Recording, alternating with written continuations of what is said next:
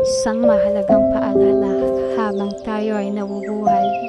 Alam niyo ba sa panahon ngayon, yung mga taong may pananalig sa Diyos lamang ang may pag-asa makatagal sa araw-araw na hamon ng buhay. Pabigat ang hamon ng buhay, habang abala ang iba sa panglaraya sa kapwa at sa panglalamang, huwag natin sila tutularan. Pagkat lahat ng ginagawang masama sa lupa ay pagbabayaran natin sa Diyos. Kaya habang nabubuhay tayo, huwag natin sayangin ang panahon na binibigay ng Diyos sa atin upang makagawa tayo ng mabuti.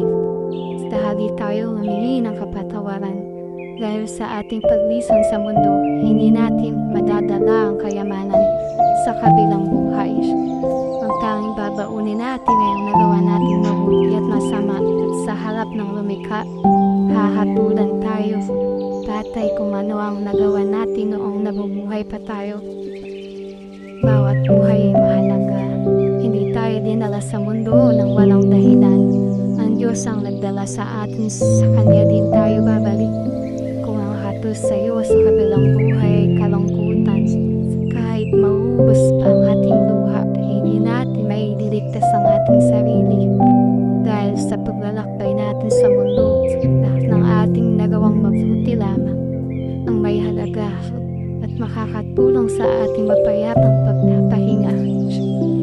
Pag tayo ay wala na, manatili tayo nakaugnay sa Diyos na may hawak ng ating buhay. Sa Kanya lamang natin makakamtan ang tunay na kapayapaan.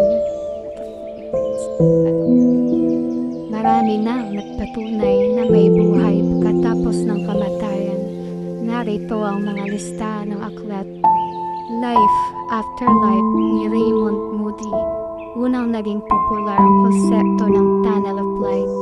Kalawa, Proof of Heaven ni Dr. Evan Alexander. Kwento ng isang neurosurgeon na nagkaroon ng near-death experience.